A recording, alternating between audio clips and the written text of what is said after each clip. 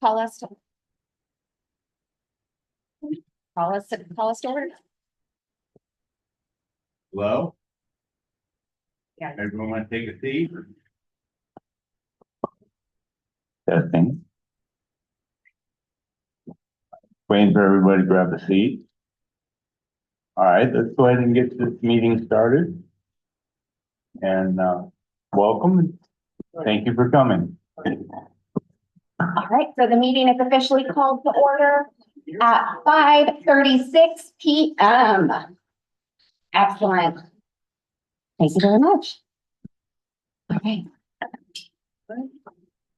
Oh, where did our secretary? Oh, there you are.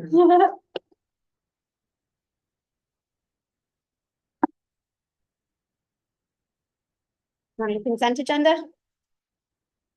Want to be the consent agenda?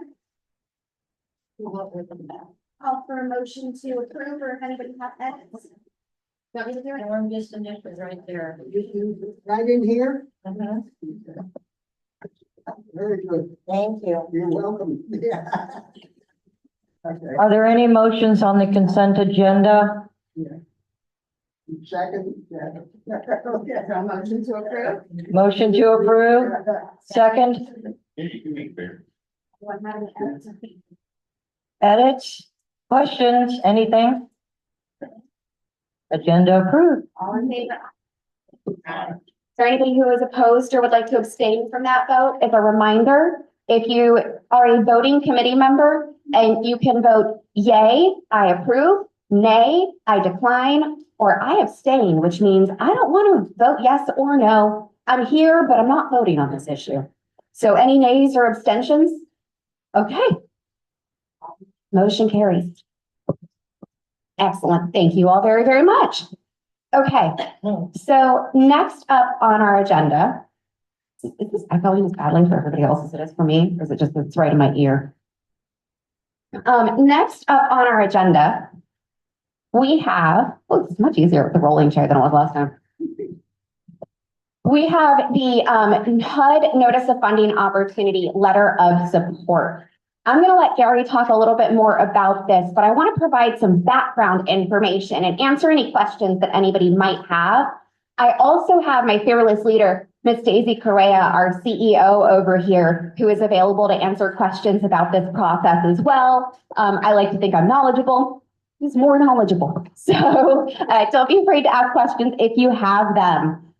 So what this is every single year, our community applies for funding through the U.S. Department of Housing and Urban Development. That is HUD. And this funding is what we call the Continuum of Care, CoC, Notice of Funding Opportunity. And this money goes towards programs like permanent supportive housing, rapid rehousing, transitional housing, and it supports CoC planning. So it helps ensure that we can do things like have these meetings, supports the HMIS system, which is that centralized database. One, HUD requires that we have it, and two, it's really, really important for us. We don't have any data if we don't have that thing. So that is what the NOFO funding is used for, okay? So permanent supportive housing, transitional housing, rapid rehousing, and CoC support, okay? Last year, our community was awarded over $6.1 million through the HUD NOFO, okay? That money went to organizations like CASA, Foley Centers, of course, the HLA, because we manage the Homeless Management Information System, that HMIS data system. We do the CoC planning and things like that. But that is where the money ends up ultimately, okay? And of course, there is monitoring to make sure that the money is spent like organizations say it will be. Organizations have to agree that they follow the housing first model, which means that you are eligible for housing and services without preconditions. Everybody is housing ready because that is the first step. I don't know about y'all, but if I don't have my basic needs met, that other stuff, I'm not going to start. I'm not going to be working on that. I need my basic needs met first. And that's really what housing first is all about. So there is a monitoring process for organizations that are awarded money through the NOFO process. There is an application process, a scoring process. Our very own Gary is actually on the review and rank committee for this. So Gary was in training this morning with us, learning about how to review and score all of these applications so that we can put a collaborative application through to HUD. And we are hoping for over $7 million this year. Very exciting, very exciting. So 7.8, I think it was. that sounds right to me. That sounds right to me. You can tell who's on the committee. It's Gary, by the way, not me. So that's what the HUD NOFO is really all about.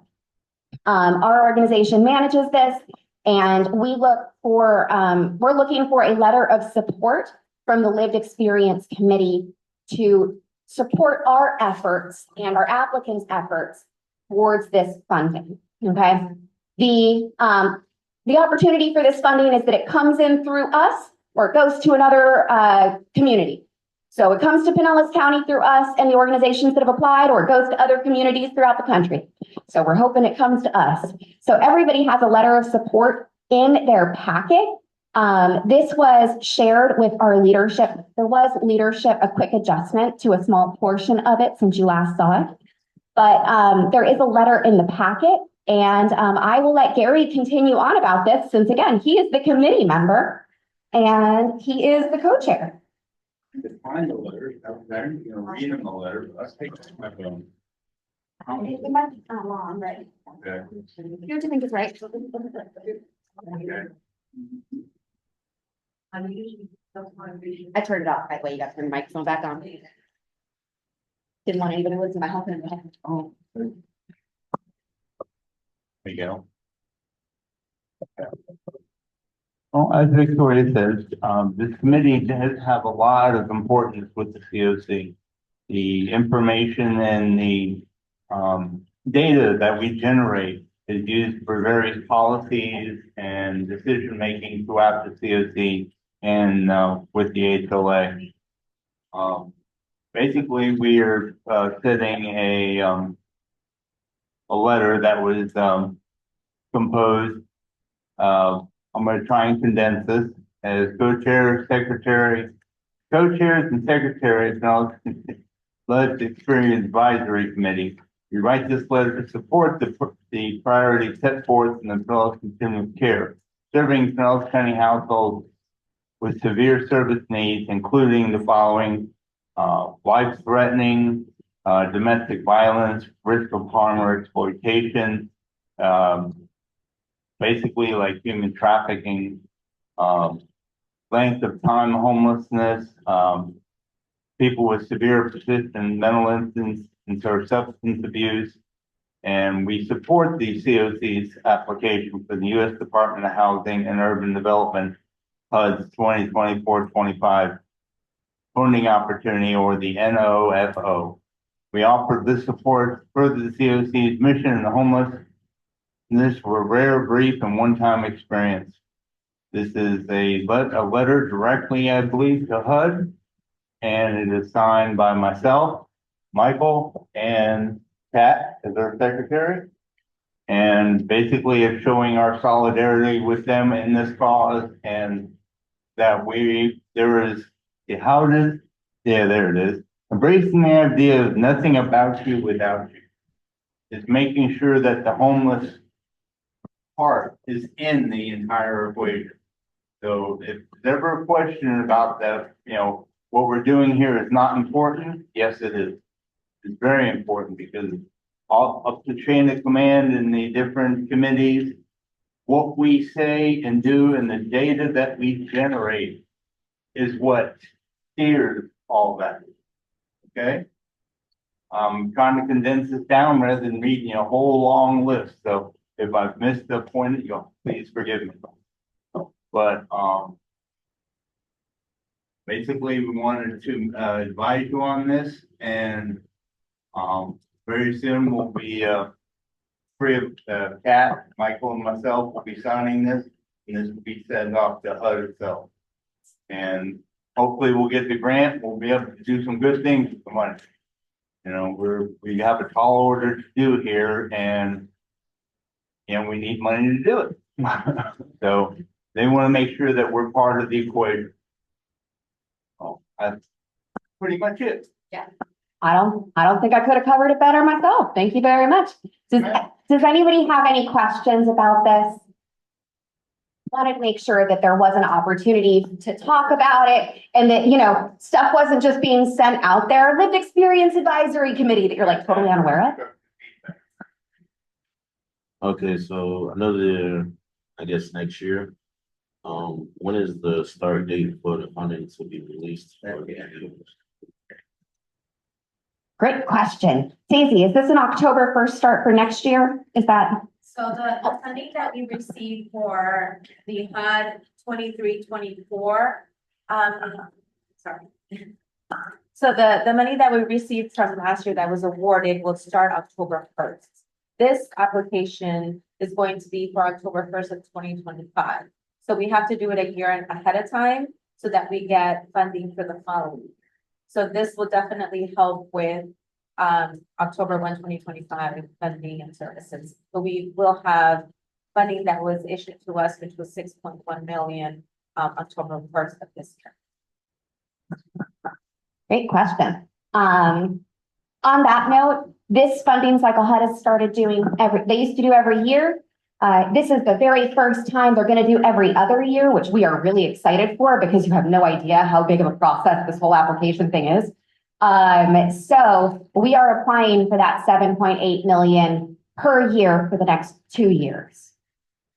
So there you go. Good question. Thank you, Daisy. I told y'all she knew more than I did. Any other questions, comments, feedback, concern? Oh, Gary, could you please hand around the microphone? Thank you. I'm doing what I can. We understand the prerequisites and the competition. Are we better than the other people competing for the money? And what do we need to do to get the money? That is a great question as well. So we really don't know what other communities are putting forth. HUD holds a lot of collaborative meetings, a lot of trainings. We work with HUD TAs, technical assistance advisors, trainers. So we do our best to put forth a really, really competitive application, but we don't necessarily know what other people are going to be applying for. So what we do is we try and follow, HUD gives a scoring chart.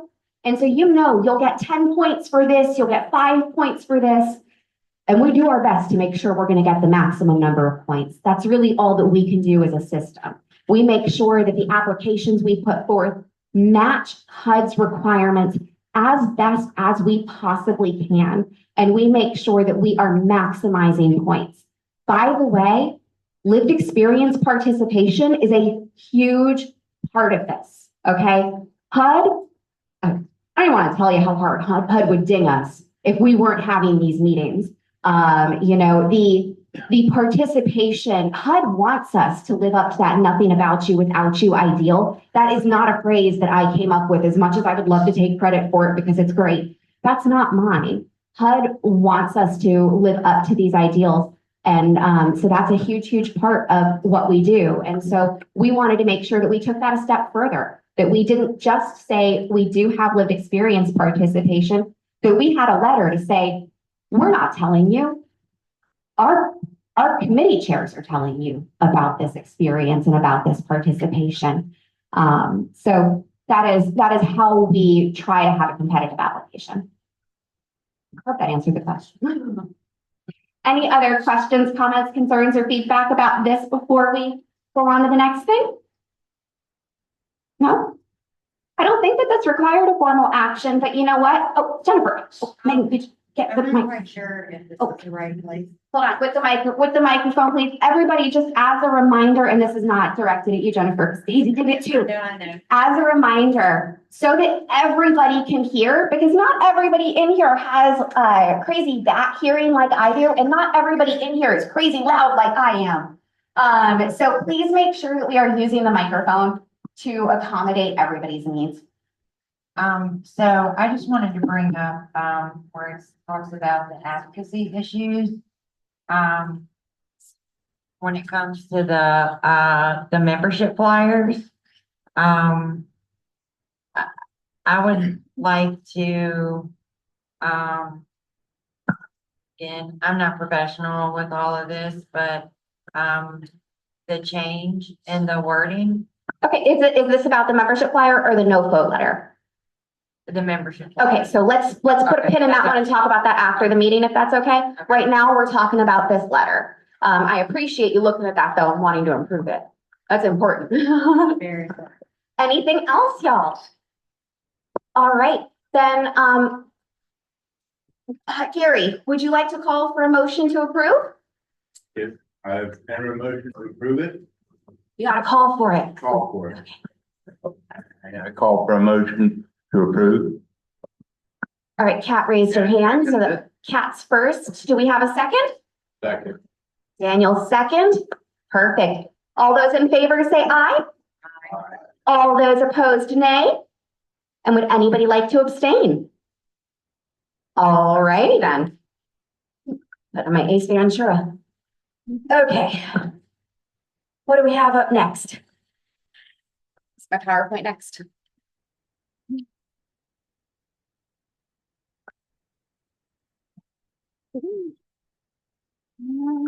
Yep, okay. So next up, we're going to talk a little bit about conflict resolution. So what am I writing over? Okay, good. I'm not a wheelchair user. I'm not very used to this. I'm used to it though.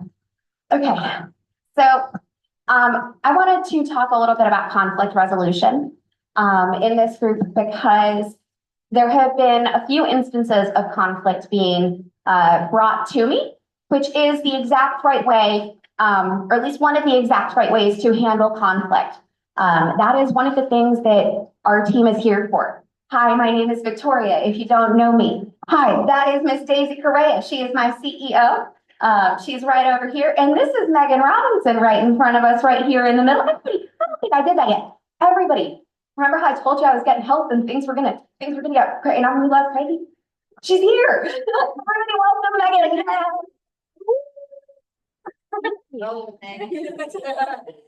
This group has stuck with me through quite a lot, Megan. They're excited to see you here. I'm glad to be here.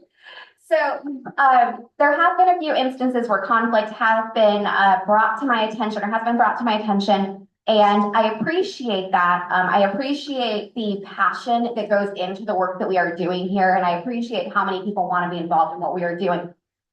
So that we can move forward productively, I thought that it was important that we have a little conversation about conflict and conflict resolution. So, Megan? So, conflict happens. Conflict is unavoidable. Conflict is not an inherently negative thing. Conflict can be positive. Conflict happens. We shouldn't be afraid of it. It's not a four-letter word.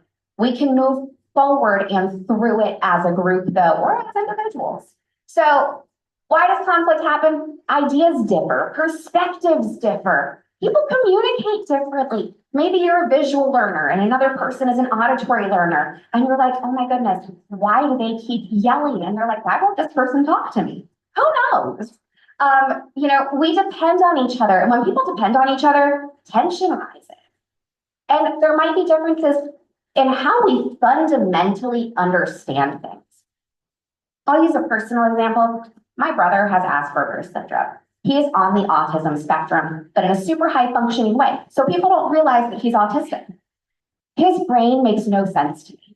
He has been my brother for 30 years, and I do not understand how his brain works. I do my best. I work with him. I say, James, I know you don't understand, but I need to explain to you why I'm upset, because I know in your heart you do not understand, and I know that you don't want to upset me. And sometimes he's receptive to that, and sometimes he's like, and that's how that goes sometimes. But there are differences in perspectives and in understanding. Conflict resolution, that's what it's all about. It's getting us to that commonality so that we can strengthen group ties and feel better about ourselves and about each other as a group. And this is, of course, how productivity happens. I don't know if y'all have ever been in a group, I'm sure you have because you're adults, of people who are just yelling at each other. And has anything productive seriously ever come out of that group? I don't think so, at least not in any way that I want to be a part of. But we can get through it, we can grow stronger, and we can be super, super productive. So, like I said, conflict is not an inherently bad thing. Conflict can be good. Conflict means that there is passion, and it is inevitable, and differing opinions can lead to new ideas. If all of us had the exact same thoughts all the time, and we got along with each other all the time, we might not have all of the new awesome ideas that come up when we are in group settings, which is why we're here. Healthy conflict. What does healthy conflict look like? Because there is healthy conflict and there is negative conflict, okay? Destructive conflict. Healthy conflict means we are communicating our disagreements with understanding. I don't say to my brother, it's a lie. Sometimes I do say to my brother, what are you doing and why? Because he's my brother and it's okay for me to do that. But I don't do that to other people because that's not actually how you solve confrontation. So communicate with understanding. James, I know that you don't understand what I'm talking about, but I need you to understand because it's important to me and you love me. I don't expect you to say all that to each other, but open debates and ideas. That is an example of a healthy conflict. We don't all have to be on the same side of the debate, but so long as we're debating with respect, that's a good thing. Constructive feedback. Tearing somebody down is not constructive, okay? Jennifer, when she mentioned, and I'm going to pick on you right here, when Jennifer said, Victoria, I think that there is something here in the membership flyer that could be enhanced. She didn't say, hey, stupid, there's something in here you can fix. She gave constructive feedback, and I didn't say, yo, Jennifer, we're in the middle of talking about something else right now. Could you back off a little bit? I said, awesome, thank you so much for looking at that. Can we talk about that afterwards? Just so that we can stay on schedule. That is constructive feedback and communicating with understanding. We're clarifying misunderstandings as well. Clarifying a misunderstanding can sound negative, but it doesn't have to be, okay? It's all in how we say it. I might say to Daisy, hey, I need to clock out early this week. And to me, that means that I'm going to leave at 4 o'clock on Wednesday.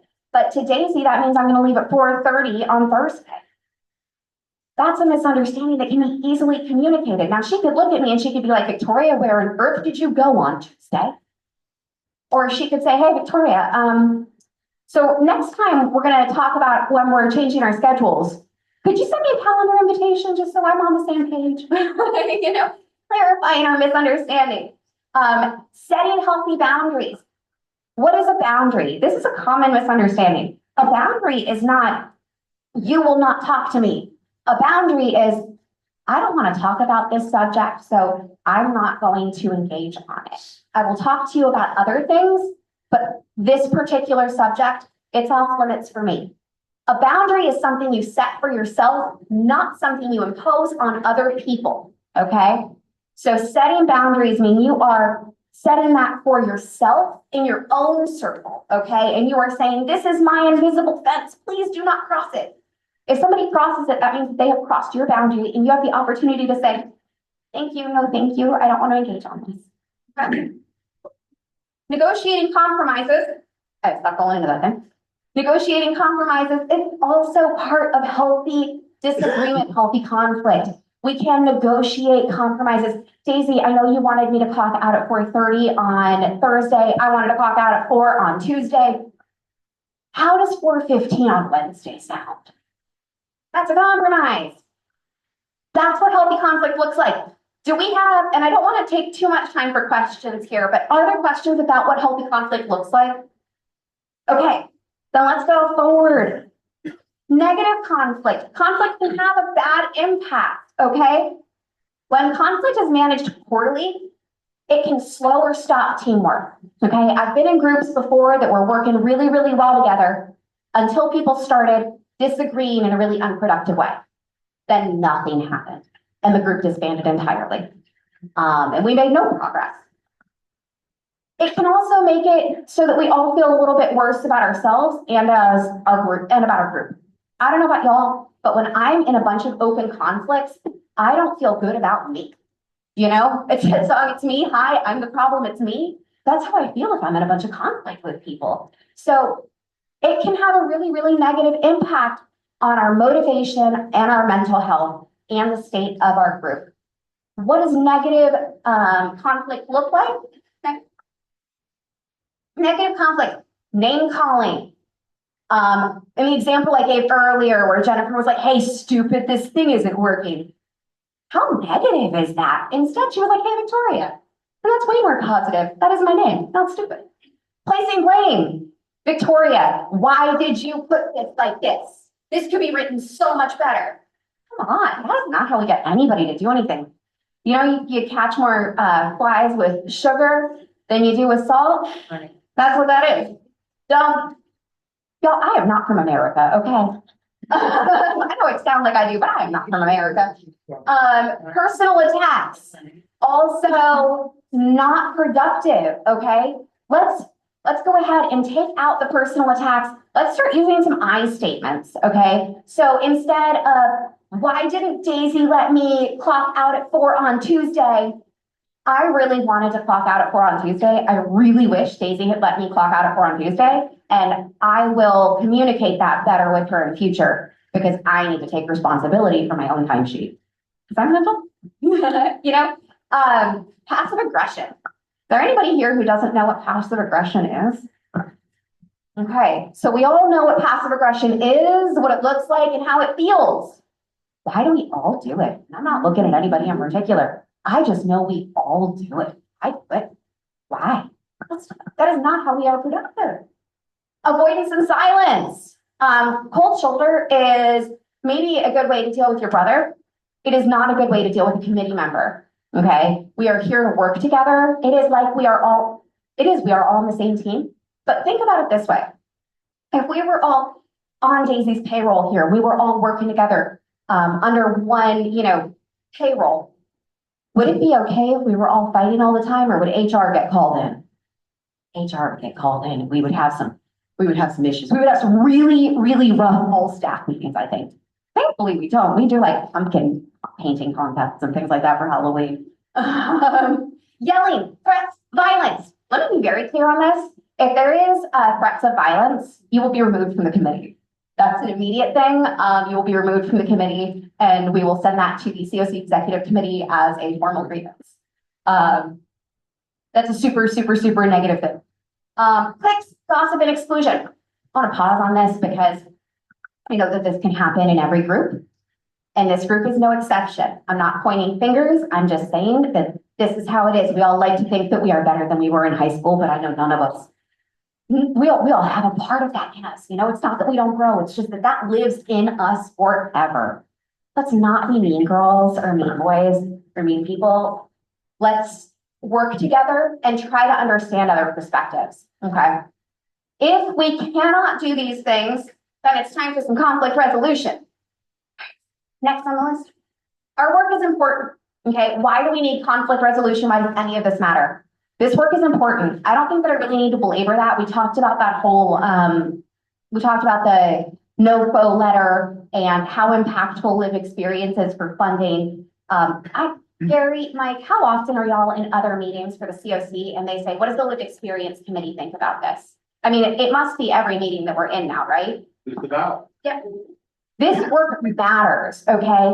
Other committee members here, some of the committee members here are participating in other committees as well, because this work matters, okay? It is important. I want y'all to know it's not even just our board. I've had our partners from local government say to me, well, has this gone to the lived experience? Have they seen this? Have they talked about this? Is there been any feedback there? That shelter survey that some of us participated in, I say some of us, I didn't fill it out. I wasn't supposed to. But that shelter survey that we did here, that didn't just go to the board and the task force. Elected officials actually saw that. Council members saw that survey, and our municipal partners talked about the results of it, okay? So the work that we do is important.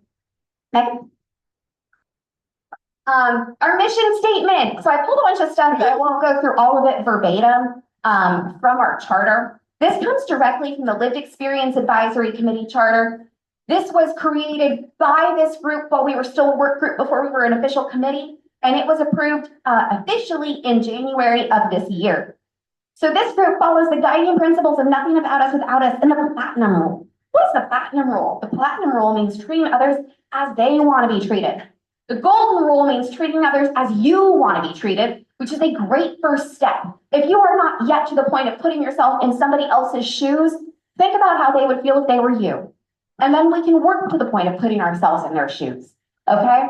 The platinum rule, however, is that treating people as they want to be treated. Because my brother and I have two very different perspectives, and he does not want the same things that I do.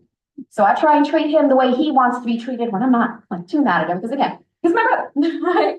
So this here is our mission statement. We treat others as they want to be treated. We aim to open doors for people experiencing homelessness, to end homelessness in Pinellas, drawing from lived experience by developing and applying solutions to personal challenges faced by our community. That is our mission statement, and that is our guiding light here, okay? Our values. This is also in our charter, okay? Promote comfort in communication. Is fighting comfort in communication? I don't think so. Maintain an environment that is respectful to everybody. Establish a safe place for members to speak their minds and share experiences. Enforce a zero tolerance policy for disrespect.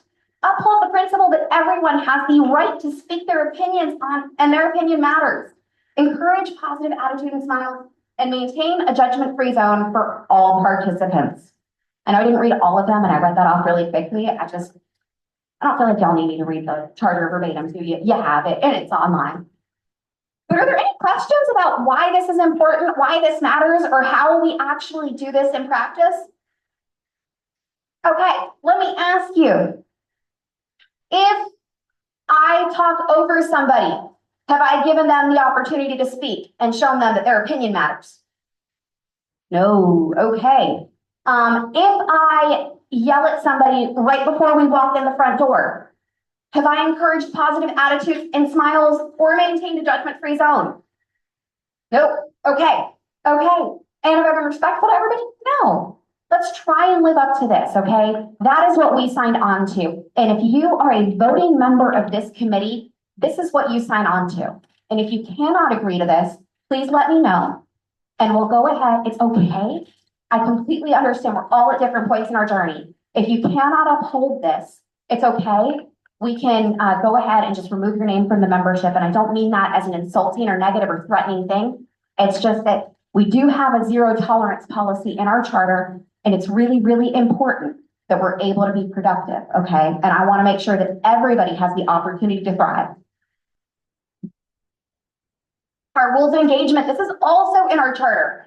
The LEAC charter has so much information about how we can be respectful and resolve conflicts. Active listening, what does that mean? If Gary is talking, I am not having a side conversation. That is disrespectful. It's actively disrespectful to talk while other people are talking, okay? It is also disrespectful, but in a less obvious way, to sit there and think about what I'm going to say while somebody else is talking. If I'm thinking about what I might say next or what I'm going to have for dinner while Mike is talking about something important, even if I don't think it's important, if it's important, if we're talking about it here, it's important, then I'm being disrespectful. Even if he doesn't know it, it might show on my face. Constructive feedback, we talked about that earlier. Constructive feedback is really important. And it's important that we are all able to give and receive constructive feedback. If there's anybody who feels like you need assistance with that, please see me after the meeting. I don't want to call you out here in this room, but please see me after the meeting and we can talk some more about that one-on-one. We can also set up one-on-one meetings to talk about any of that. Okay? Equal participation, giving everybody that chance to speak. Avoiding aggressive behavior. Again, all discussions should be held in a calm and respectful manner. Aggressive behavior, whether verbal or physical, is strictly prohibited. Okay? Aggressive behavior can mean yelling. It can mean like going like this to somebody. I used to be a bar manager. I've had lots of people do that to me. It's threatening. It could mean other physical gestures. Giving somebody the finger. That's gonna be on my list.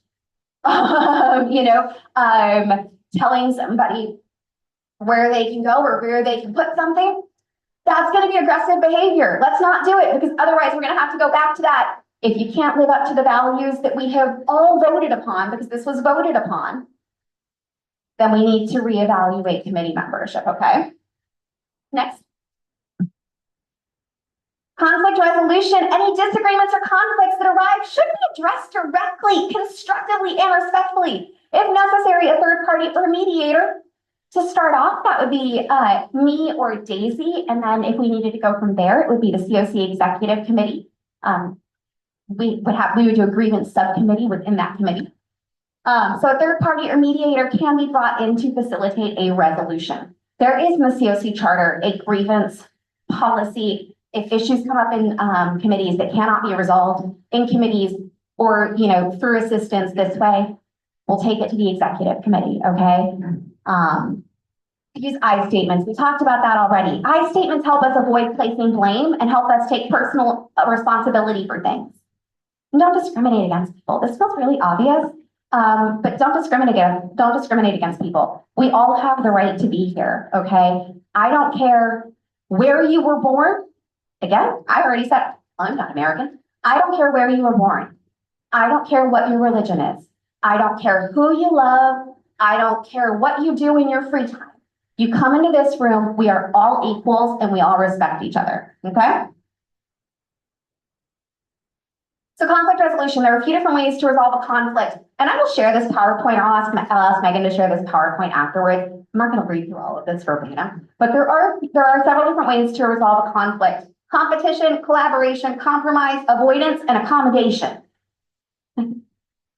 What does that mean? Competition is assertive and uncooperative. It is a power-oriented move. So that means I am competing with you and I am pursuing my own personal interest with no regard for your personal interests. How far is that from both the gold and platinum role? Next. Next up, we have collaboration. Collaboration is assertive and cooperative. When you are collaborating with people, you're not giving things up. You are saying, let's work together to find a solution that works for everybody. You are working with their needs in mind and your needs in mind, okay? Next, we have compromise. Compromise is in between assertiveness and cooperativeness. That's when you find a quick, acceptable resolution that everybody is satisfied with. Compromise might come with a little bit of personal disappointment for everybody involved. I think we've all heard that when you compromise and everybody's a little bit unhappy, you've done it right.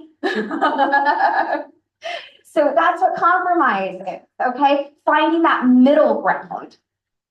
Next up, we have avoidance. Avoidance is unassertive and uncooperative, okay? Avoidance, silence treatment. You're not immediately addressing anybody's needs. Again, this might be an okay way for me to deal with my brother because I've had it up to here with him. But it is not an okay way for me to deal with my coworkers, my boss, my committee members. We have to have conflict, have discussions, and work together, okay? Next, we have accommodation. Accommodation is unassertive and cooperative. It is the opposite of competing with each other. Accommodation means that you as an individual are neglecting your own concerns to satisfy the concerns of another person. So my brother is driving me crazy and I say, you know what? Fine. We will just go where you want to go and watch what you want to watch and do what you want to do tonight and quit. That's accommodation, okay? Before we can actually get into solving the conflict though, now that you know what the types of conflict resolution are, you have to actually set yourself up to resolve a conflict, okay? That is not an immediate thing. You can't just go into a conversation. You have to actually stop and think about how you're going to resolve this conflict. What are your interests? What do you care about? What do you need? Why do you care about this conflict? What are your concerns, your hopes, your fears? Where are you coming from in this whole thing? And then once you've thought about you've thought about what you're actually trying to get out of this. So My brother wants to go see a movie I really don't want to see, and we're having a huge fight about it that just doesn't make sense.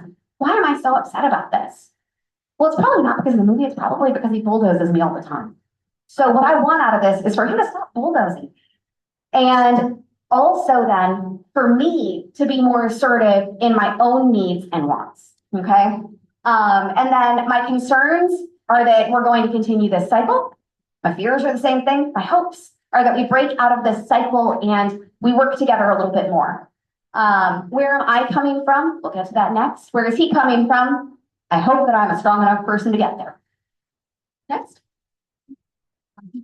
Okay, so where are you coming from? There's a thing called the emotional compass, which there's a tiny little thing up here you can't really see, but you'll see when you get the screen or the PDF of this. The emotional compass is kind of a, where are you coming from? Where are you feeling things? If somebody says to you, let's just take it vague. If somebody says to you, we should criminalize homelessness. Do you react to that with your heart? Is that an emotional response for you? Or do you react in your head? Do you think about it? Do you want to be like, okay, you know what? I'm going to give you so much information about why homelessness is a systemic problem and it's actually not the fault of the people experiencing homelessness. And, you're going to tell them about the wait lists for shelter and things like that. Do you react from a moral perspective? Housing is a human right. And I feel that deep in my bones. Okay. And I'm going to shout that from the rooftops because I believe that in the very fiber of my being. Or do you respond acting, hands and feet? I'm going to go start a protest. You don't think that everybody deserves housing and you don't think that homelessness is a systemic problem? I'm going to call my friends and we're going to go sleep on City Hall steps. Where are you coming from? And this can change every day, okay? So this, you can't really see it here, but this compass here, it has different quadrants. Most of us start the day in one quadrant or the other. The idea is to move towards the center though, so that we're not just in that informational place. We're not just in that moral place. We're able to kind of dip into both or a little bit of everything. I'll be totally honest with y'all. I start almost every day in that emotional space. I'm a very emotional person, you may have noticed. And I do my best to get into the thinking space because that's my work needs me to be kind of between those things. So that is where I come from. Is there anybody who's maybe brave enough to say where you tend to lie or where you are right now? I'm on 4. You're on 4, so Jennifer is in acting. You are moral. I like it. You're on 2. Kat is on 2. Kat is in a thinking headspace. Kat is ready to look at that data and talk about it from a really intellectual space. So it's important to know this because in order to have a productive conversation, I have to know where I am. I can't have an honest conversation with somebody if I don't actually know how I feel. So it's important to know where you come from. And then once you've actually established that, it's important to know where they come from. Jennifer and I are over here moral and emotional, and we're ready to call people and tell people about things, and we're really feeling it. But how is that going to work if Kat's like, guys, have you seen the latest report? I need to see a spreadsheet. I get it. This is important. There are personal stories. This is an emotional conversation, but I need the data. If you're gonna call them, make sure they know this. That's it. That's it. And it's important to know those different things. This is a little bit when we did that advocacy training, knowing where somebody is coming from. I might come from an emotional, moral place, but my elected officials, they're going to be in this thinking headspace largely, and we're going to need to give them a little bit of the emotion and a lot of the thinking. And the moral. Yes, and a lot of the moral. So this is important for recognizing where we're coming from and where other people are coming from, okay? And I will also send out a little video link, it's like a 5-minute video for this that I thought was really, really good. It helped explain this better than I ever could. Right. Next on the list. So once we've figured all of that out, we can choose if we are going to compete, collaborate, compromise, avoid, or accommodate. Next. If we are choosing to collaborate, compromise, or accommodate, with the consent of all parties, let's have a conversation in a private space, okay? Sitting in the middle of an open space where everybody is around and yelling about a conflict, is not actually a very like calm way to have a conversation. And I personally, if I were the person you were coming to with a conflict, would feel a little bit attacked by that. I don't want everybody to know about our issues. Let's go sit in a corner. So if everybody consents, if everybody says it's okay, have this conversation in a private or semi-private area. Agree from the very beginning. All right, so we want to talk. Let's be calm, respectful. I'm going to be calm and respectful. The other person says, I'm going to be calm and respectful. We're going to say, okay, we're working towards the goal of resolution and harmony. I do not expect you to say that verbatim. It would be kind of weird if you did, but have that in mind and make that promise to yourself, okay? Remember, each person should take turns speaking, and you should engage in active listening. Take personal accountability. Don't be afraid to say, I'm sorry, thank you, or I don't know. Y'all might hear this, but if you ask me a question and I don't know the answer, or you ask me a question and you say, I have a question, I say, I have an answer. My answer might be, I don't know, but I'll find out for you. It's okay to say, I don't know, and it's okay to say thank you, and it's okay to say, I'm sorry. And remember that you're working to find a solution that everybody is comfortable with. That's what collaboration, compromise, and accommodation is about. Everybody needs to be comfortable, all right? When you start the discussion, make sure you clarify what the disagreement is. If you say to me, we're having an issue and I got to talk to you about it, I might think that we're talking about one thing and you're actually talking about an entirely different thing. And we're going into this talking about apples and oranges, and that's not going to be a productive conversation. So make sure we clarify from the very beginning what the disagreement is. We establish a common goal. We want to work together, right? We want to be able to both be members of this committee and we want to be productive in meetings. And like, we don't have to sit next to each other or anything like that, but we need to be able to be around each other, right? And we need to be able to collaborate, right? Establish that common goal. Discuss ways to achieve the goal. So I know that we might not get along. We might have an issue here. Can we talk about this a little bit? Can we figure it out? Why do you feel this way? How do we achieve that common goal together? And then agree on the best conflict resolution method. Maybe you're compromising. Maybe you're collaborating. We have to agree on that together, because if I think we're compromising and Daisy thinks we're collaborating, our conflict resolution is going to be rough. Acknowledge the issues raised. Don't avoid what somebody says. If Daisy says to me, you were late on this, I don't say, I say, yes, I was, and I am very sorry, and I should have told you about that sooner. Or at least that's what I try to say. I'm not always my best self. Acknowledge the issues raised. You know, that's a valid perspective. Everybody's perspective is valid. Just because you don't necessarily agree with it does not mean it is not valid. And agree and acknowledge the agreed solution. If you walk away feeling like you have a solution, but you haven't both stated the solution out loud, then you again might think your solution was apples and the other person thinks the solution is oranges, and we've accomplished a whole lot of nothing. If conflicts cannot be resolved this way, please give us a call, okay? And there's going to be a slide at the end with my contact information, Daisy's contact information, and Megan's contact information. If you need us, if you need our help, you can email any of us, or you can email all three of us, okay? And there it is, actually, it's right there. So if those solutions don't work, or if you look at this and you're like, I would rather avoid the confrontation entirely, I'm not comfortable with conflict resolution, I'm not comfortable with this human, whatever, or I'm feeling really combative and I would really like to compete with this person, don't go into conflict resolution to compete. That's not how we're productive as a committee. Give us a call and let us help with that resolution, okay? If we cannot help mediate the problem, then like I said, we will take it to the executive committee or a grievance subcommittee meeting, okay? And I think that might be the, oh, did I put it on? Yep, there we go. Here's our contact information. If you need it, please do not hesitate to use it. Again, you can email one of us or all of us, okay? Any which way is okay. If you email Daisy and you say, I need to talk to you about a LEAC conflict, I don't want Victoria to know, she won't tell me. If you email me and say, I need to talk to you about an issue and I don't want LEAC leadership to know, I won't tell them, okay? Confidentiality is important. And the only way that we can get through things is to be respectful and to work together. Any questions about this? Okay. I'm coming. I've never been able to get a hold of you.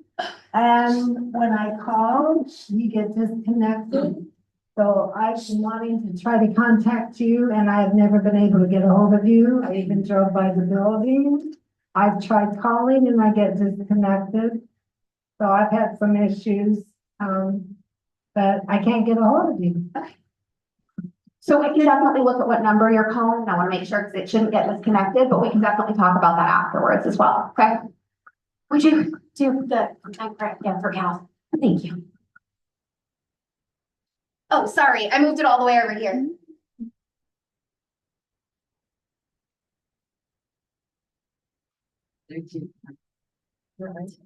We were just talking about looking at new microphones. My birthday karaoke machine is doing its best. So thank you so much for the great slides and so forth. This is very useful, but what I'd like to ask you is to see about the majority of the homeless don't come to these. They're all out there on the streets. A lot of them go to a place like the refuge, the counties. You know, I've been going there myself quite a bit, but a lot of those guys have these problems, you know, like behavioral issues, mental issues, all kinds of things like that. How do you reach out to them? Because, you know, the same thing that you're offering here, there's some way to offer classes once a month or something so that they have soft skills, right? You know, I thought about going over to HEP, right? And I'm trying to recruit some people for some job that, you know, we might have. Okay. But problem is, hardly anybody shows up. You know, there's a place there, homeless empowerment projects, they've got places there.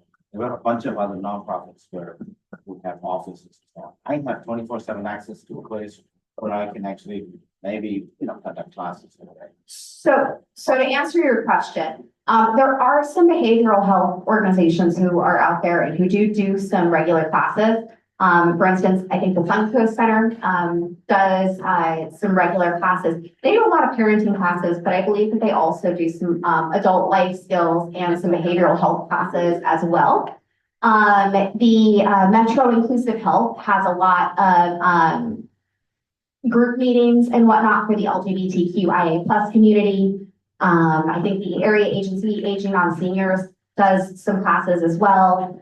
So there are a lot of organizations out there doing that kind of thing. This specifically, and I'm gonna parking lot the discussion about large conversations because in previous meetings we agreed to start using that parking lot for almost, but not quite on topic conversations. This is a really important thing that we do need to discuss. But what we're talking about today and right now is committee conflict and conflict resolution here within the committee.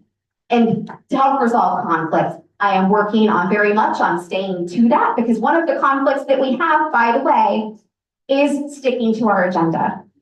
This is something that has been raised more than once by more than one person. In fact, I'm going to go with almost every person in this room who has been to more than one meeting has mentioned this to me. So nobody should feel singled out and everybody should feel a part of this. But so part of that is me trying to honor everybody's needs. I think. Oh, Norm, you know the rule. I haven't worked this Well, whole. Norm, hold on, you need to. Okay. Oh. Good.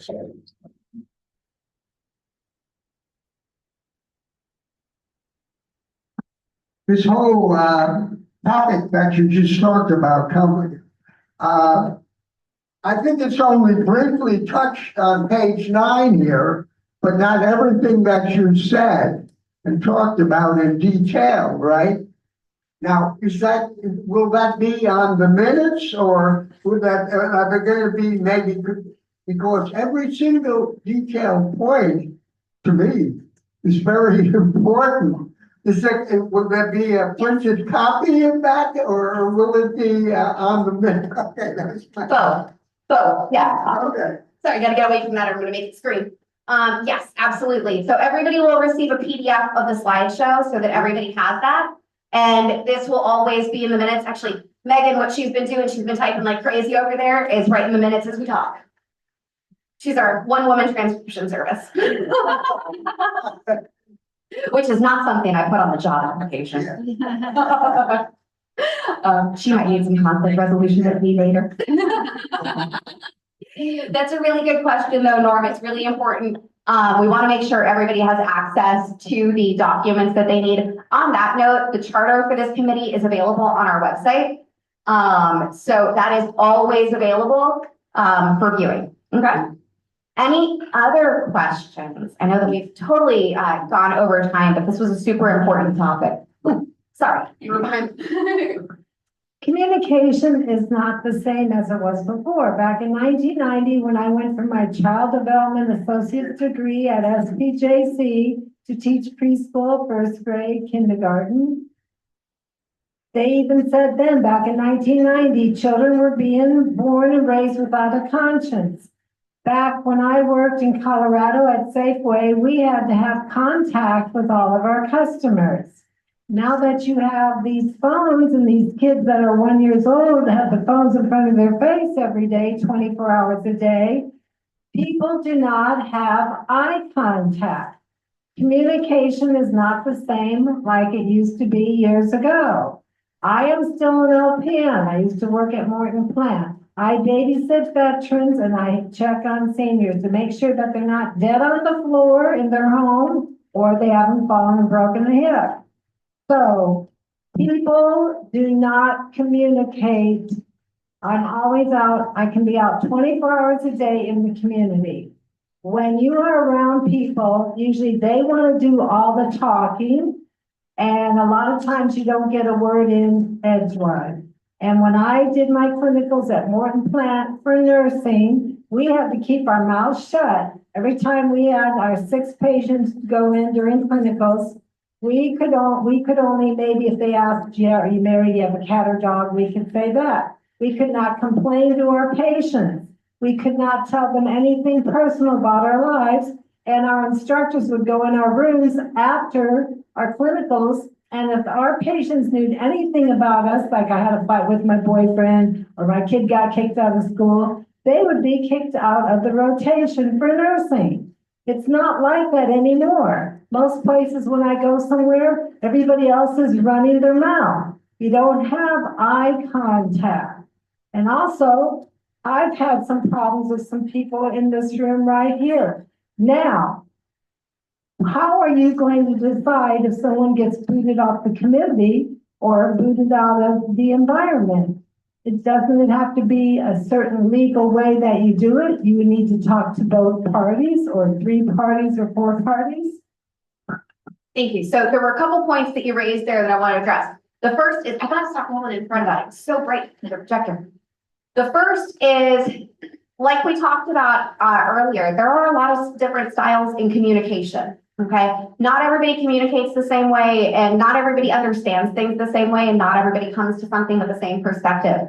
Generational differences are huge. My grandmother and I did not speak the same language, basically, sometimes. And I, by the way, was her double.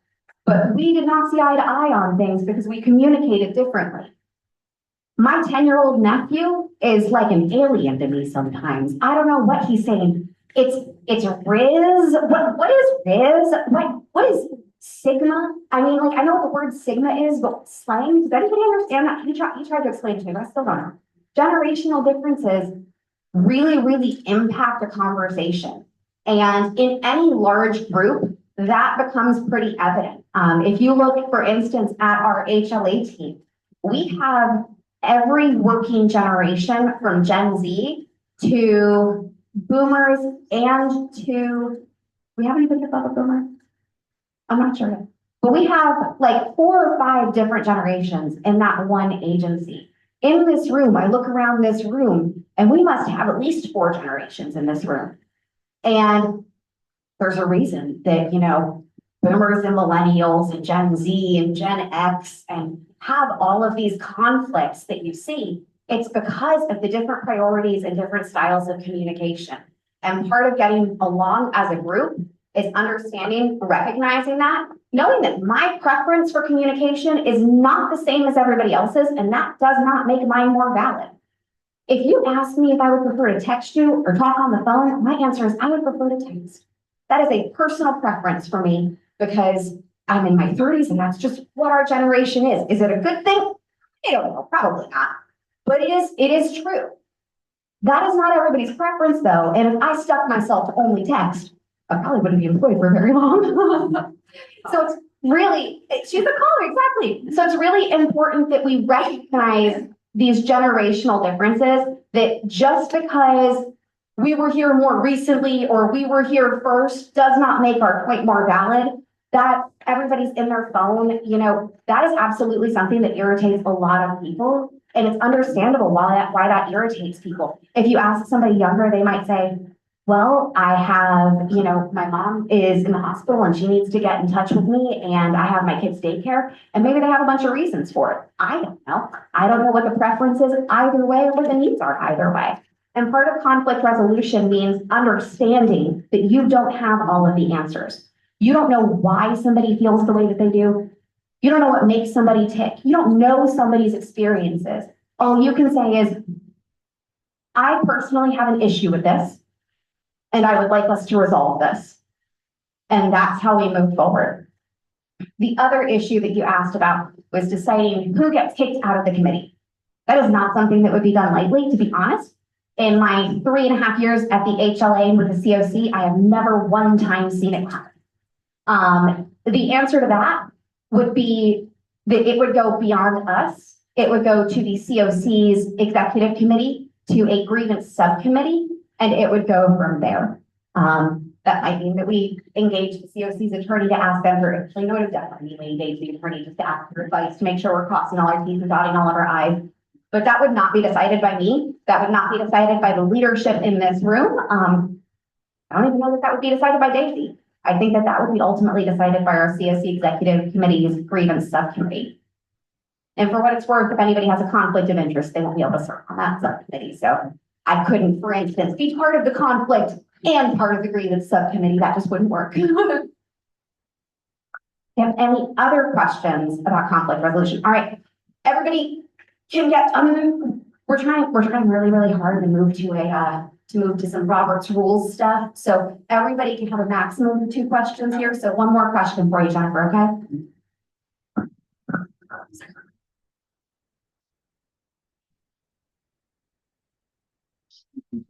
So this is my second.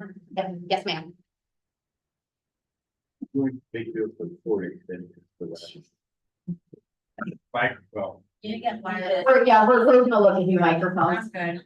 I'm good. I'll hold my. Are you sure? question. Okay. I just wanted to I just wanted to say, I agree with her, like, in the customer service world, everywhere. It's very unprofessional. Like, when you walk into a store, you like to be greeted and have eye contact and the cashier or customer service or whatever, hey, how are you doing? And that's seriously like, yeah.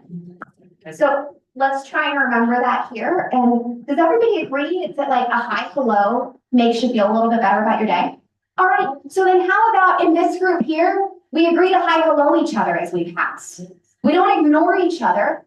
We don't say, we'll go back to, hey, stupid. We don't do that. We say, hey, so even if you're in a hurry, just, hey, as we pass each other. I cannot control what other people do. I can't control what y'all do. I most certainly can't control what random cashiers do.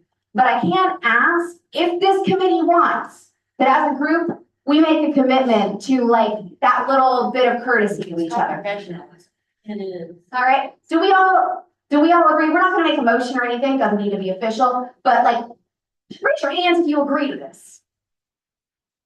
Anybody who disagrees? There's always one. Do you want to talk about it?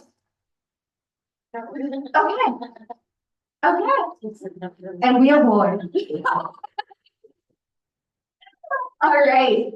Any other questions or concerns? All right. We will not air grievances out right now. If you have a conflict that you want to bring to us, please feel free to reach out to us. Again, if for some reason you can't get me, Daisy is available and Daisy will not turn you away. Megan has miraculously like 2 unread emails in her inbox. I know she just had her email up here. So she'll see your email if it comes in. Email her. Don't be afraid to CC Megan when you're reaching out to me or CC Daisy. I don't hide things from her. Reach out to us, okay? Please make sure that you are utilizing us. That is what we are here for. It's part of what I get paid for. All right.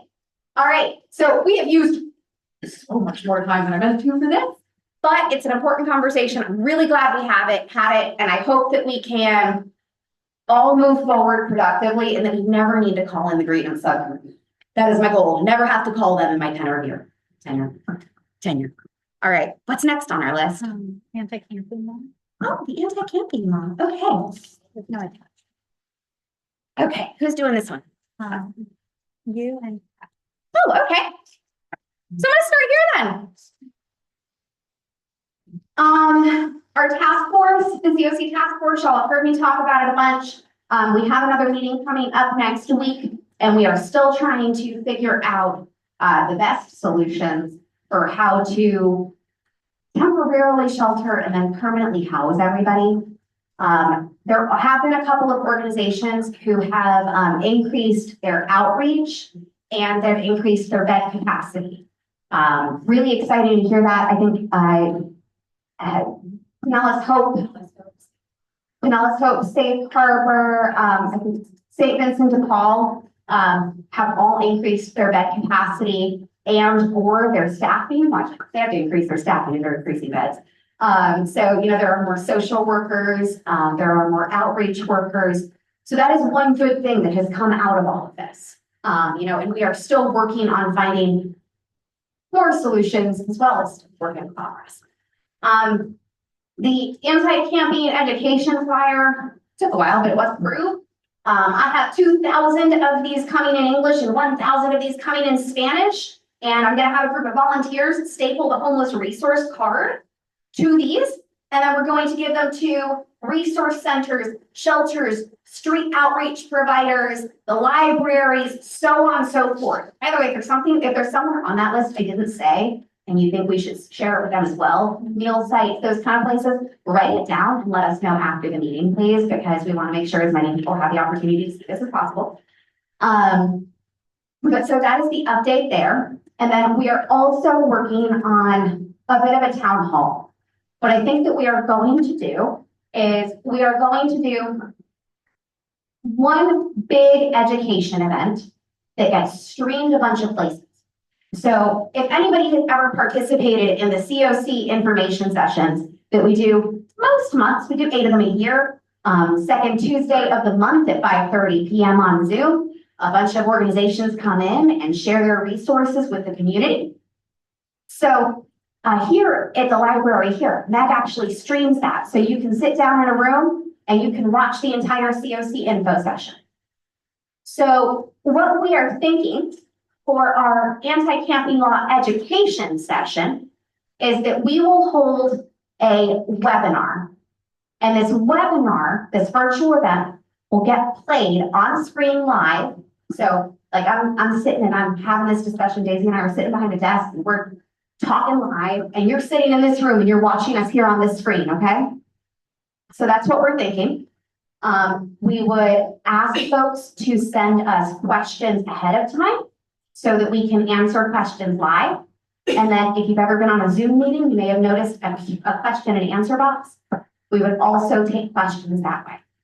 So that is what we are thinking, because we do want to make sure that we have an information session. We want to make sure that we are having information sessions all over the place. And we want to make sure that the information that we share in these sessions is consistent. So we think that this is an easy way to make sure we have one, really consistent information, two, that is shared everywhere, because we can reach out to Old Mark Ears and ask them to put it up. We can reach out to First United Methodist Church Clearwater and ask them to put it up for a dinner service. We can ask Meg to play it here. We can ask the Seminole Library to play it. All of these different places, we can ask St. Vincent de Paul to play it in one of their rooms, Salvation Army, Daystar, so on and so forth, so that folks all across the community have the opportunity to watch this. Of course, you would also be able to watch this on your own computer or on your own phone. You wouldn't have to go to one of these places to do so. So that is my update for you. Before I pass it off to Kat, who led a little bit of a conversation about public education and outreach last month while I was at home with COVID. Thank you for that. Does anybody have any questions about what I just talked about? Anybody totally unfamiliar with this law? Because I know I just like jumped into there's an anti-camping law and gave you absolutely no information about it. Does anybody have any questions about what that is? No? Okay. Awesome. Well, that is what we are working on. Our flyers will be here by the 16th, and I will have them ready to go for our task force meeting on the 20th. So they will start being distributed end of next week. I just have a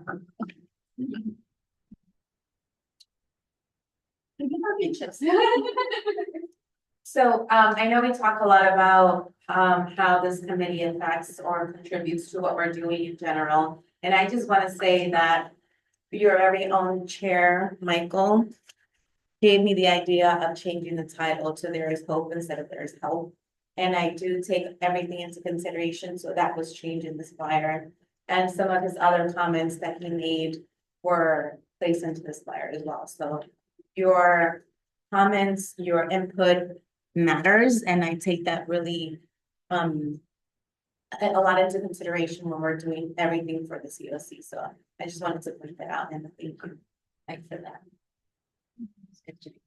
Thank you. All right. Becky, would you mind giving the microphone to Madam Secretary?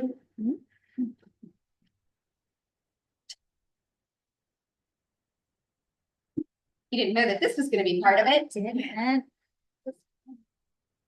Megan has been with us for a little over a month now. Almost a month. I have no sense of time. And I just keep surprising her. Things do every day. Today I'm moving furniture. What are we doing? Is there anything you want to talk about the anti-camping education outreach? There is, Here we go. when our last meeting was canceled due to illness, we had a little informal get together. We had a pizza party. And there was a lot of valuable input. We got a little loud, we got a little rowdy, but it was a party. The conflict isn't necessarily a bad thing. Exactly. It was constructive. It was. So we put our heads together and decided that we would like to put together a brochure for the homeless. Specifically about different types of police interactions, how to handle them, what your rights are.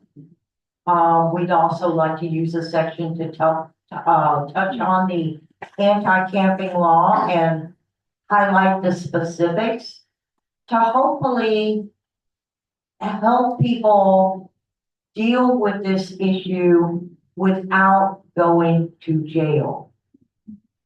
I just have a feeling that when they start rounding people up, a lot of people out here do not like to interact with the police. They assume automatically it's going to be bad.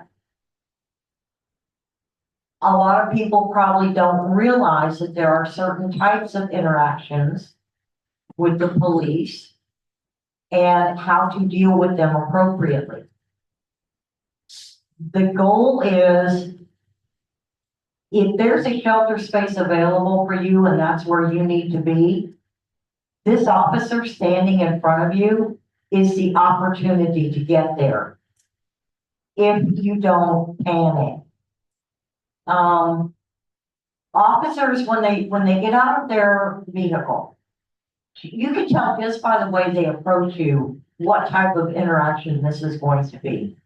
And if you're prepared and you know your rights, you can make it work for you. So I think if we put all of our ideas and the little bit of research that we've done so far. Told them about the types of interactions, what their rights are and how to act appropriately based on the situation. Take a section to highlight this camping law and what they really need to know. Touch on fines and possible jail time and whatnot. It's an opportunity to let people be better prepared and know how to deal with the fact that we really are not being given a choice in the matter. This is what's happening. This is how we deal with it. And hopefully this is the outcome that we hope to achieve. So that's how we spend pretty much all of our time. That sounds like time really well spent. I think that that is a really, really interesting idea. As an outreach and as an advocacy issue and project, I think that that is really, really valuable, and I'm very impressed with what the group came up with, and I'm excited to see that move forward and to figure out how we can be helpful in that process. Daisy, I'm thinking maybe Erin might be able to assist with that. You all may have heard me mention this before. There are two boards Daisy and I work with. One is, of course, the CoC board. The CoC is what we are all doing here. Then we also have our HLA board. The vice chair of our HLA board is a local attorney who also experienced homelessness as a child and has been a national advocate for the last, I don't know how old he is, and I don't like to guess. So he's been advocating for a very long time, and he's been doing actually presentations, the legal presentations at our task force meetings as well. So Gary and Mike are familiar with them. So I would say let's work on putting something together, and we can reach out to him as well for that. We also realize that it's coming down to the wire, and we wish we had done this sooner. But we also were thinking that if we can get this brochure done and get it out, it might also be something really good to have at the PIT. Yeah, that's certainly interesting. And I think that there's a lot to be gained from this. Just so everybody knows, October 1st is coming up, okay? That is when the law goes into effect. And our community is going to start responding to this law on October 1st. So that everybody knows though, enforcement for our community really, really begins January 1st. As of January 1st, local residents and businesses will be allowed to sue local government for allowing public sleeping. Yep. So as of January 1st, governments will have 5 days. If I complain there's somebody sleeping, at the library, Pinellas Park would have 5 days to cure that, which means figuring out somewhere else for that person to sleep. And then if they do not cure that within 5 days, I could, as a citizen, sue the government. Yep. Just so that everybody knows, those are the dates. October 1st is when the law goes into effect. January 1st is when local governments can begin being sued for that. Which still leaves that homeless person without a place to sleep. Yes. Yes. Wonderful. Thank you very much. Cal, I know you had your hand up, so you first, and then I don't one of you gentlemen had a hand up. I'm sorry, I don't remember. Yeah, actually, first thing I'd like to add is, I think a lot of homeless folks, I see them the morning, every morning at my local McDonald's. Okay? There's a couple of these people that come in there and they can be very obnoxious, they can be, aggressive, violent, so forth. They don't dress right, they don't speak right, and most importantly, their body language communicates something that other people take offense to. Body language and all this. This is all Fox skills type thing, but I say this because I'm not exactly homeless. Okay? I just have whatever. I stayed in a van. Well, I stayed in our 5 years. Okay? Some of my members. I didn't have to street etc. Then I moved in. I had a van I bought, and I still have a van. Okay? So that's another thing. Then afterwards, recently, I got myself a not exactly an apartment, but let's just say, I'm flying at the radar, right? Nobody knows. I'm not out of there by 5:30 in the morning most of the time, you know, and conduct a business. I see my email, you know, that I've never seen. So what are you thinking for this brochure that we're talking about? The brochure is something that's gonna provide what information to the homeless community, the LEAC community, is that what it is? Yes. Well, I think it's troublesome matter for one thing, obviously, the fact that, you know, people can be ticketed or arrested or something, okay? And I think the best thing to do, really, I've been up to the city council of Clearwater multiple times, not on the homeless matter, but to get some business contracts from them and, you know, to get them that, hey, listen, you know, you guys need to provide funding for other projects for small businesses, et cetera, et cetera. So I think overall, here, simple solution, I think. Okay? Excellent. I'd like to say, so one of the things I found out was that cars and vans, et cetera, are supposed to be okay, am I correct? No, You can live in a car. no, you cannot. So I will address this, but also I do want to take it back to, we are specifically talking about this police interaction flyer. The anti-camping law is a different conversation. So for what we talked about, where we really want to stay on topic, and we put things in the parking lot, I'll answer this question, but then I want to take it back to the flyer we're talking about, okay? You can sleep in a car, so long as your car is legal and where you are sleeping is legal. Okay, so if you are in a spot that allows overnight parking and your car is registered, you have your license plate, you have your registration, all that stuff, you're fine. You're fine. Nobody's gonna harass you. If you are parked in a spot that is only 2-hour parking and you're there overnight, well, you're parked illegally and that won't work. If you are parked in a legal spot, but your car is not registered, once again, your car is not legal and you are not okay to sleep like that. Those things will be true right now, as well.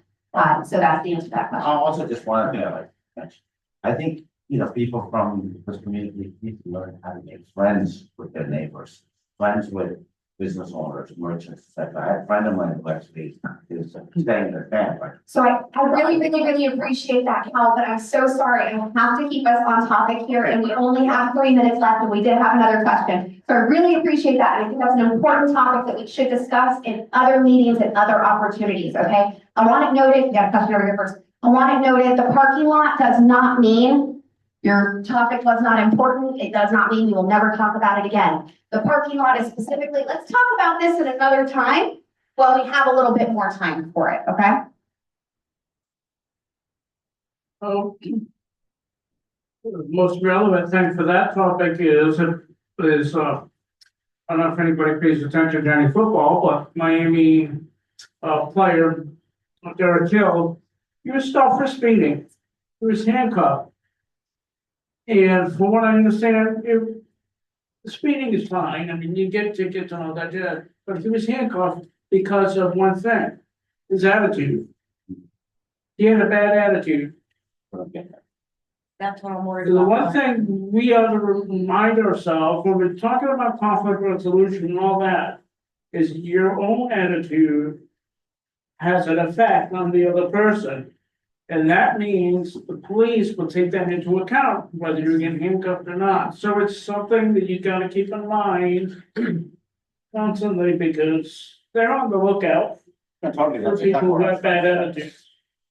So that's an important part, you think, of the brochure that we're talking about. Awesome. One more question on this, and then it will be 7 o'clock. And that is the end of the meeting. So Gary, go ahead. I won't need a mic. Nope, you know the rules, Everybody needs the mic. Yes. We don't talk without the mic. One thing I just wanted to add, since we were talking about police interaction and the roundup, as it's called, spoke during a board meeting to the sheriff's department, and a couple police officers, liaison. They're looking for groups more than 2 to 5. They're not looking for individuals, 1 or 2 people. More than 6. Yeah. More than 6. More than 6. They're looking for clusters of people. If you're just 1 or 2, and this is a quote, we got better things to do than to mess with you. And that was the direct quote from him. You know, as long as you're not like in a cluster, 3, 4, 5, 6 people, you know, like an encampment, they'll leave you alone. And it's absolutely critical, the fact of how you interact with the officers. If you have a bad attitude, just like Mike said, you're gonna get it right back. And the problem is, they're the ones in the authority to do something. And they don't have to be nice to you. They can put cuffs on you, take you up there, and, you know. So would your recommendation for the brochure then to add in something about being in groups, sleeping in groups, that kind of thing? I see some, I'm not saying yea or nay, I'm just asking, is that the recommendation you're making, or am I misunderstanding? Don't be in a cluster. Everybody was talking about this big roundup, the police were writing down where you're located. No, I've had several different police departments tell me no. What they're looking for are clusters of people, large amounts of people, like an encampment. Because bottom line is, if whoever it is, if you generate a complaint to the police, they have to act. If you don't generate a complaint, keep a low profile, they got better fish to fry. Anonymity. And they will leave you alone. Okay. All right, Madam Secretary, is it okay if Kat closes this out? She must have a closing statement she'd like to make, I think. No, I'm not gonna say it. I'm Okay. leaving for the parking lot. Okay, saving it for the parking lot. All right. Norm, we are after 7, so we need to adjourn. If y'all would like to continue conversation, we are happy to continue some conversation as we break down, but we want to be respectful of everybody's time and the library, so Mr. Co-Chair. All right, thank you for everybody for coming. Thank you for all the comments, questions, concerns. And keep those questions coming, and we will be listening. And in the meantime, I want to adjourn this meeting, which has been successful, informative, and hopefully it will continue. And everybody have a good weekend, and keep an eye out for the weather, because there are storms that might be impacting Florida in a week or so. Have a good evening. Meeting is adjourned. Thank you very much. That is meeting adjourned at 7:04. Thank you all very, very much for coming. Really appreciate you.